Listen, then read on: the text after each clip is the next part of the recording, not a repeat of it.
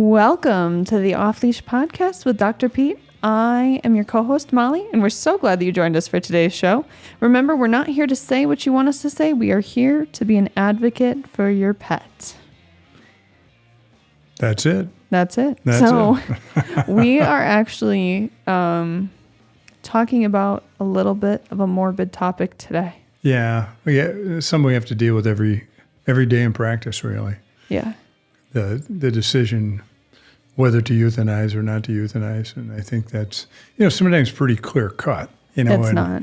It's not. Yeah, sometimes it's not, and I should probably preface this by telling you the reason this happens is dogs don't really have strokes and heart attacks per se, and that's the majority of what kills people. So dogs do have strokes.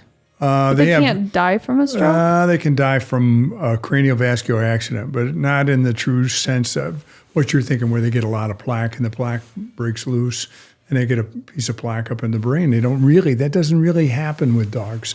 They get craniovascular accidents and vestibular disease and a few things like that. And people always think maybe that was a stroke.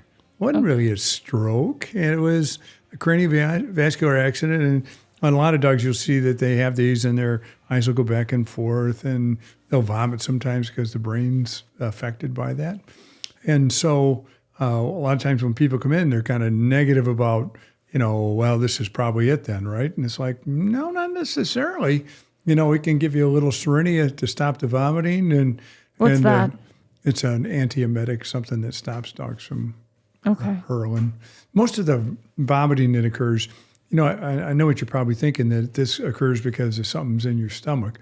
Well, that can be what's going on. Well, like a foreign object? Yeah, but it's sending a message to your brain. Yeah. Excuse me. Says you need to throw this up immediately. You need to throw this up immediately. So the vomiting all occurs from the neck up. And so then we put you on an antiemetic, and we'll probably give you some fluids to make sure you're still hydrated, because sometimes dogs that have had these won't drink or can't drink, and they don't eat. But, lots of times in 48 hours, they'll come back to being normal. So do dogs have heart attacks? Not really. They can have heart failure, but they seldom have heart attacks. They don't live long enough to get that plaque buildup. That's what kills. Right. That's what kills. That's what kills people. The plaque. I didn't know that. Yeah. So when you have a myocardial infarct. What the fuck was that? Myocardial infarct, it's where there's a piece of stuff that breaks loose and goes down your arteries in your heart. Okay, I'm going to need you to break this down into your cardio. Heart, so your heart has cardio heart. So you have your heart, and your heart's pumping blood to all your organs, but it's also pumping blood to itself. So it has its own blood supply, the heart does. Okay. So there's a piece of plaque in there. That's what happens with people. Where's the plaque come from? Well, it just builds up on the, it's like they don't make lime away. Actually, they do make lime away. Some of the statins are the version of lime away to get all that material off the walls of the artery. So that's what they use. So it's just plaque from the arteries? Yes. How does the plaque accumulate there? Well, it just accumulates over years. Fat? Yeah, probably. Unhealthiness? I don't know. That's right. No exercise. There's a lazy piece of shit. There's a hereditary consideration when you think about that. So lots of times when you go see your doctor when you're in your 40s, and they'll look at you and go, "What'd your mom die from? Is your mom still alive? What'd she die from? Was your dad still alive? What'd he die from?" They want to know. They put that in the file so they can keep an eyeball on this stuff. So are you saying that I could use that as an insult to somebody? I bet you have a lot of plaque in your arteries. I don't think so. Is it just from being like fat and unhealthy, basically? Well, what they do, usually. And then what they do with people, they put a stent in there, which is like a expandable piece of mesh that just opens that artery back up and allows blood flow to accumulate. I'm going to start saying that to people. I bet you got a lot of plaque in your arteries. It's like an insult without knowing it's an insult. Well, I don't think they're going to give you the finger, because I quite frankly don't think they're going to understand what you're talking about. Well, that's the point. But it's an insult without being an insult. It is. But I think that what we need to know is that with people, that's kind of what happens. With dogs, it's totally different. And with dogs, it's totally different. And people come in and they'll go, and sometimes they see the dog or the cat and what kind of shape they're in. And in fact, sometimes it's really advanced along. and they'll look at you, and I said, let me guess, you were praying that your dog or cat would die in its sleep some night. And they're like, yeah, how'd you know? It's like, well, sometimes it's kind of what happens when they get this far down the road. Well, don't dogs like try to run away when they're getting ready to die? Well, they can if they have access to the outdoors. Most of us don't let their dogs out the back door, and they can't run for miles, because that's just not the way it works. Yeah. Yeah, but sometimes they'll do that. I don't know that I hear very many people talk about that. Our dog ran away, and then we found his skeleton in the spring. That would be so sad. Well, but that happens. But for the most part, people have to make up this decision to whether they're going to euthanize their dog or not. And I think that's... Well, it's hard because you get a puppy. Yep. You obviously raise it. It's like a second kid to you. And then you get to this point in its life where like it's maybe defecating on the floor, sick from some type of disease, Sure. has a bunch of tumors. Like there's a bunch of different ways that you could spin this where at the end it's like, at what point do I make the decision to call it quits? Like, for example, if a dog came in, it's young, like 6 years old, and has some type of cancer, and the owners can't pay for the cancer treatment. Yeah. Where do you go with that in terms ethic-wise? Well, ethic-wise, we're not going to do the surgery and take the cancer out for free. That's just, you can't do that. As much as you'd like to, yeah. But every once in a while, one of us does or will. It's every once in a while somebody will have something like that needs to be taken care of. We've had people surrender dogs and say, I can't afford this. And we'll tell them, well, you can surrender if you want to surrender your dog. You can surrender your dog to the vet? Yeah. Yep. I didn't know that. You have to sign something, but you can surrender. That's sad. Then you do whatever needs to be done. Sometimes it's pretty simple. Wasn't that how you got one of your dogs? Like they surrendered it and it had a broken leg? Yeah, 2 broken legs. Am I allowed to tell this story? Well, we've told it on here before. Oh, we have? And then they wanted to put the dog down and you were like, well, I bet it could fix its leg. That's a different story. Yeah, we're not going to go into that. So, anyway, I got a dog like that. It had 2 broken legs, and we started, splinting these because the guy didn't have any money, but he told us money wasn't a factor for him, and I think it wasn't a factor for him because he had no intentions of ever paying this. So I think you see that from time to time, and so you just got to kind of play it by ear. But anyway, a lot of people are using their hearts when they come in. They're thinking about, do I want to euthanize my dog? They don't want to euthanize them, but they don't want. But they need to think with logic. Yeah, they need to think with their head and their heart both. And so, and sometimes what I have to tell people when they come in is once they've made the decision to do this, they're here, and every once in a while these dogs don't look too bad or these cats don't look too bad. We're in the room, but let's say for instance the cat's urinating all over the house 3 or 4 times a day. Can you allow that to go on? No, probably not. And so, some people. Yeah. Some people will wait till the very, very last moment. They will be fine with cleaning up like 4 puddles of cat piss a day, and they're fine with it. But other people like me, like I would have a really hard time. Yeah. Well, and we've had a cat like that urinated all over the house, and it got old. It was very arthritic. It was a Siamese type cat. Oh, Clarence. Yeah, Clarence. Yeah, and we finally got to the point to where we just can't do this anymore, and he just wasn't enjoying life. In fact, I think he urinated sometimes because he was too arthritic to get up and down. If I had that cat today, I'd probably put him on Silencia, which is the arthritis medication. That might have helped.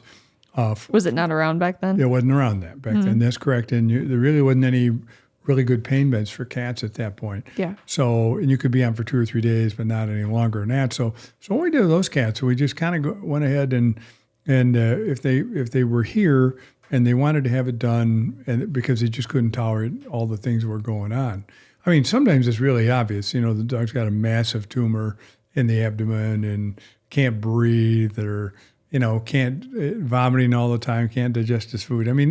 That's kind of an easier decision, and but it's really a slippery slope, so to speak, because they come in, and sometimes they want to know exactly what is the disposition of my dog and cat. So we can run blood work at that point in time. It says, oh no, you're in kidney failure really bad. Your creatinine's greater than 9 or something like that, and cat hadn't eaten in 3 or 4 days, or maybe it's jaundiced, or you have all sorts of things, and you can say, well, you've got this and this and this, and if this were my cat or this were my dog, I'd probably euthanize he or she. I wish there was that option for people. Yeah, well, the problem is people have last wills and testaments, and sometimes a fair amount of money. If I'm 89 years old and I'm in a old folks home, what are they called? Care home? Assisted care. Assisted care, yeah. I would take a toaster bath. You would? Yeah. I don't want to be medicated there every day, just walking around, not doing anything, not being able to do anything. That would suck.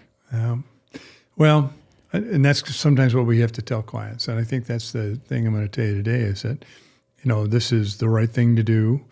In fact, this will probably be the nicest thing you ever do. When your dog or cat can't live their life the way they've lived it in the past with some dignity, if they cannot live with dignity, then you have to do what you have to do. And when you took them to Lake Michigan that one weekend, you probably think that was the kindest thing you ever did. Not a chance. The kindest thing you ever did is when you decide to do what you're going to do today. And then usually, like lots of times when you see people come in, they'll come in with part of the family. So we might have the husband and wife, or maybe a husband, wife, and a child, and myself. And so then and sometimes maybe the kid's not on the same page, but then the kids think like, oh, we're just going to the vet. Well, no, the kids usually know why they're going because they want to be there for the finality of it all. Yeah. And most people remain in the room when we I could never set the catheter and do all this. And so could never. So it's one of those things that I think it's one of those things that people just have to learn how to do this. And quite frankly, that very first pet, the one you have when you're first an adult, Sage. 19, 20, yeah, Sage. I would die. Yeah, but anyway, so just to give you a heads up, I had that little dog Bandit with the 2 broken legs. Yeah. And I was taking him to work every day, and he was house trained and everything, so he didn't have any accidents there. We got to be 15, and one day I brought him in, and he was walking around, and one of the receptionists goes, "Wow, he's really getting old, isn't he?" I'm like, "What are you talking about? He's not that old." And they said, well, we looked on his thing. He's 15. I'm like, oh, maybe I got the number wrong. But he was old. He just didn't look old to me because I was living with him. See him every day. Yeah. So that's the rub. Is I raised him, and now I'm going to have to make a decision to do something. But they were exactly right. He was getting old. Mm-hmm. I just didn't see it because Pete Van Vranken, the veterinarian, is different than Pete Van Vranken, the pet owner. Mm-hmm. Yeah, and so that's so hard. It is. Whenever Sage Sage gets too old and I have to put her down, I will take a month off of work. I will be devastated. Well, I'm sure you will. And so the moral of the story is enjoy all the time you got with her. Mm-hmm. I think that's the thing. It passes by so quick. It does. So quick. She just turned 6. Yep. And I remember when I got her, you actually went and picked her up. You and Mom did. Yeah, down at Wally's house. Yep. That wasn't a lot of dog. I can't even remember what she was. She was like 3.9 pounds. Yeah, she was a little. She was a little tiny dog. And you called me and you were like, I would not buy this dog. Yeah. And I was like, why? And you were like, she's so tiny. Like lab puppies, when they go home, should be like 7-8 pounds. Well, I wanted to know what you paid for, and then I tried to figure it out by the pound how much she cost us. So that was bad. But nonetheless, I think that's the thing that veterinarians struggle with sometimes, but it's our job as veterinarians or technicians or whoever works there is to understand where this cat or where this dog is in their life, and what should we do to ease this pain and suffering if there's a lot of pain and suffering going on. Now, I can tell you stories where somebody brought a dog in to have him put to sleep, and I'm like, well, and why we're putting him to sleep today because he's having a hard time getting up and down and all that stuff, and he's 11 years old, and I said, well, have you ever tried anything, any anti-inflammatories, non-steroidal anti-inflammatories or anything like that? No, we haven't done anything. And I said, well, why don't we do this? I got a sample of those that I will give you. It'll last you 14 days. I said, do it for 14 days. And then if you want to go ahead and euthanize your dog. And I said, I really feel bad about doing this because you were ready to do this. You were here. It would have been easy to do. Worked yourself up to yeah, it. Yeah. You worked yourself up to it, and then somebody like me comes in and screws, Talks you out of it. Yeah, screws it all up, and the guy says, "Okay, I'll do that." Well, I put that dog to sleep 2 years later, and when the guy came in, he says, "Hot damn!" He says, "Boy, that was great. We've enjoyed this dog the last 2 years, and she got around really well for a long time, and now she can't." And I'm like, well, the non-steroidals don't stop the aging process. They just just helps crutch you along. Yeah, they lessen the discomfort. Yeah. And so so every once in a while, and that doesn't happen very often, because normally when they come in for an inoculation or they're coming in for their Hartman check and stuff, we'll see they're having a hard time getting up and down. And then when they're like that, then we'll go ahead and do what we think we should do. Yeah. And so and lots of times that's what it is. We give them a free sample of something and just make sure everything else is all right. Mm-hmm. Look at their blood work and everything, and they're ready to go. They're ready to go, and we'll try that. And people say, "Oh yeah, it's like a new dog." What else is like a new dog? What else makes a new dog? When dogs have horrible teeth, and sometimes you look at them and you're going, "Oh, these teeth are horrible." A bunch of loose ones and everything. And it says right here, for the last 3 years, we've recommended a dental. And I said, "So guess what's not going to happen today?" And they said, "What's going to happen today?" I'm like, "Well, I'm probably not going to let you leave here without giving you a dental." And recently what I've done, and I think this works really well, and this is not really subversive, but I'll put them on antibiotics for 15 days. And I said, "Let's go ahead and I'll put you on clindamycin every day for 15 days. And on day 10, get the teeth cleaned." And the people go home and say, "Oh my gosh, our dog lost 7 teeth or 9 teeth, and we were really feeling bad for our dog." And the dog went home like it was on some sort of euphoric drug. Well, it was not a euphoric drug. It had these teeth that were bothering them all the time. Oh, now the teeth are gone. And the people even tell you, ate twice as much the next day.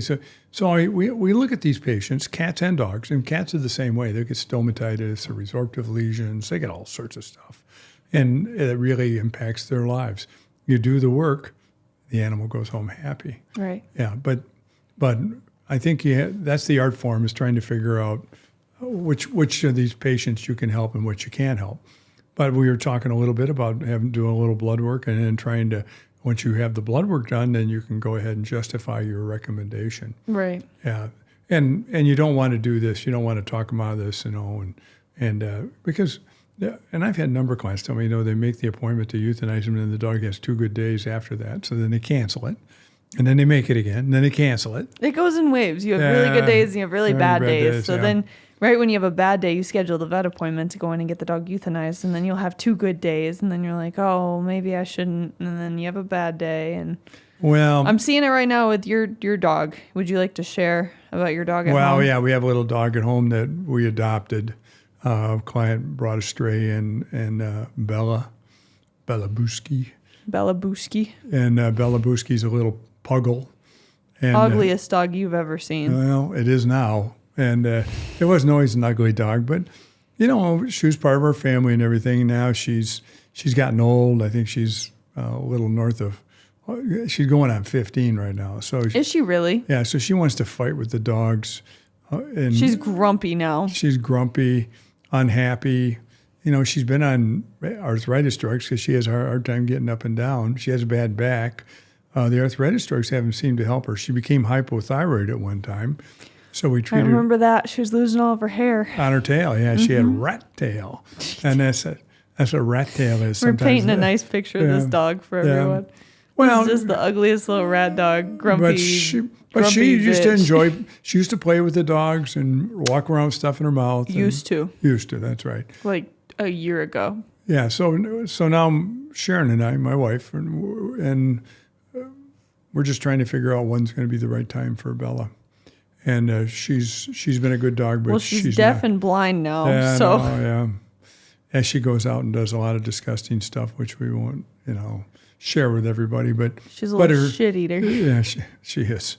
But so it's getting hard to be emotionally attached to her because she wants to fight with the other dogs. No dignity. I don't know if you ever knew this, but Sharon and I went to a wedding one time when my nephew got married up in Muskegon, and we came back, and after the party and everything, after the reception, and I got ready to go to bed, and here was Bella and Ivy, and I looked at Ivy, and Ivy looked all right, and I looked at Bella, and she had her eye proctosed. Oh, I remember that. The pit bull bit her, right? Yeah, and popped her eye out.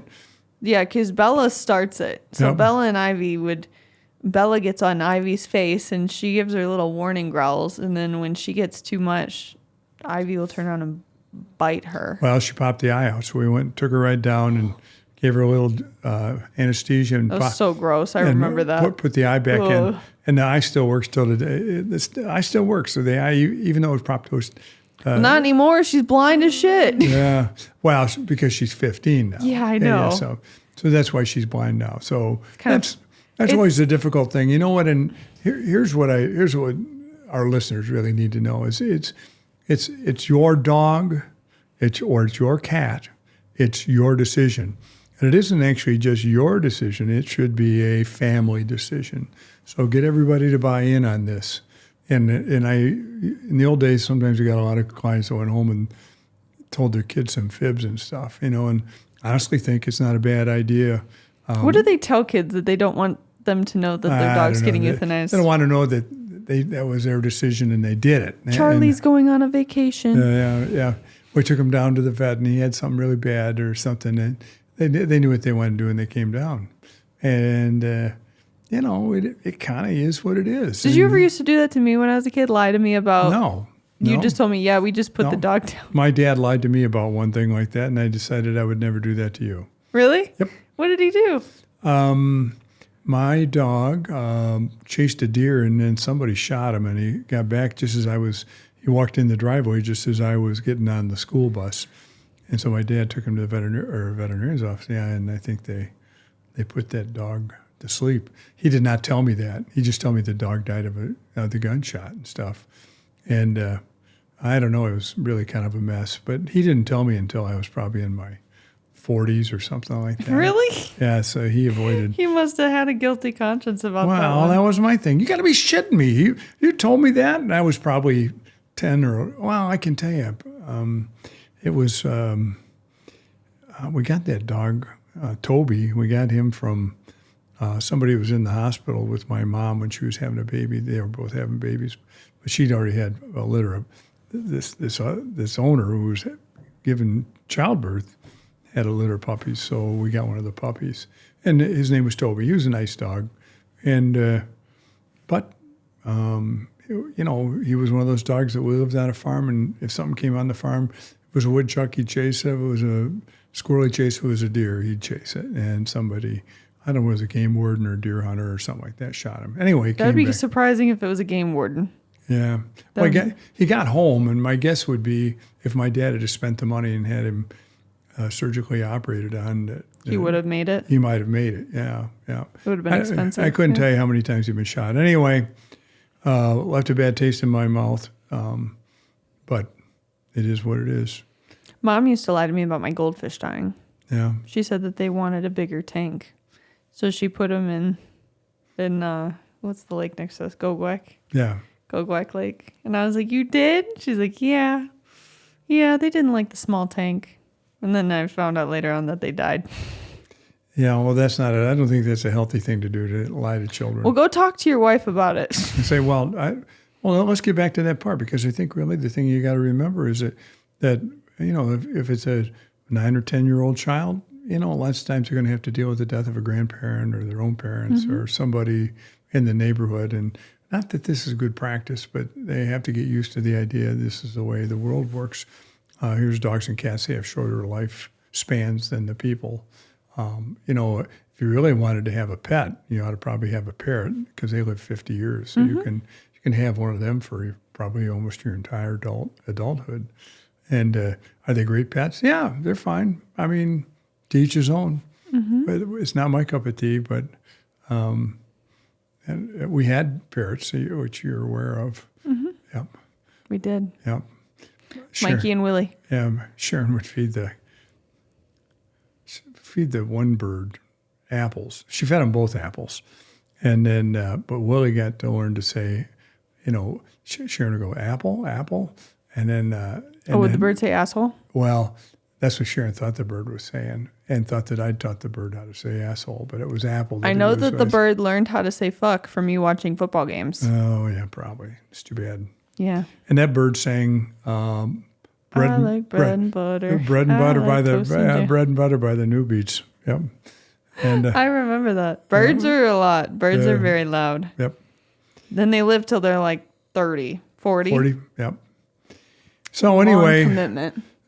I think it's just a tough situation, and we always try to send nose prints and footprints home, on ink, and send a sympathy card, and I think clients appreciate that. We actually send a sympathy card that has some seeds with it, so you can plant the seeds. Yep. So, that's nice. Yeah. And occasionally for people that were really devastated, we'll send planters or, all sorts of things. That's good. Flowers. But it's it's a real rough thing to do. But, the first year or two of my practice, it bothered me a lot. And it got to where, and that's what people said, I think there's other veterinarians that it bothers more and more and more until it reaches a crescendo, and they're emotionally distraught every time they do this. But for the most part, you're helping a cat, or you're helping a dog, or even if you're euthanizing, whatever you're euthanizing, you're usually, they can't live their life with any dignity anymore. Every once in a while we do some euthanasias because they're really not fitting into the household. In other words, they're mean with everybody, bite everybody. We did one of those the other day, bit the owner, bit everybody that ever came in the house. And so they finally just had enough, and enough was enough. And that dog was, I think, 6 or 7. And the woman felt really bad, but she just understood that this was not going to work.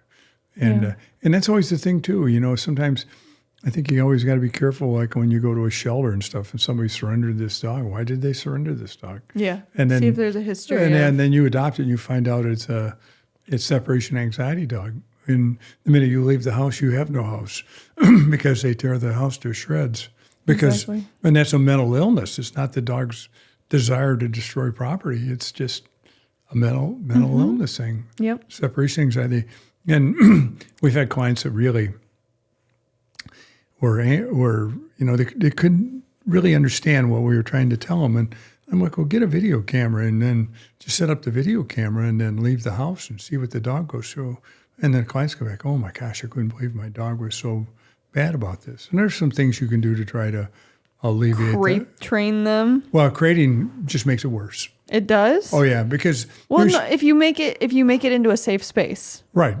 You don't just want to throw them in a crate. You want to make sure that they understand. So the separation anxiety dogs are almost always somebody that's been in this house, then this house, then this house as an adult. So they were bonded to this family, and then they were separated, and then they bonded to that family. So they think every time somebody leaves the house, they're never gonna. They ain't never coming back. That's right. I gotcha. So that's the thing. I guess you gotta look at. So your mother and I are struggling as to what to do with Bella, and I'm sure you will make the right decision. Like my old partner said, that nobody gets out alive, and I don't think she's enjoying her life right now. She looks miserable. She doesn't wag her tail anymore. She used to wag her tail and do all sorts of stuff. And really, she's aged reasonably gracefully.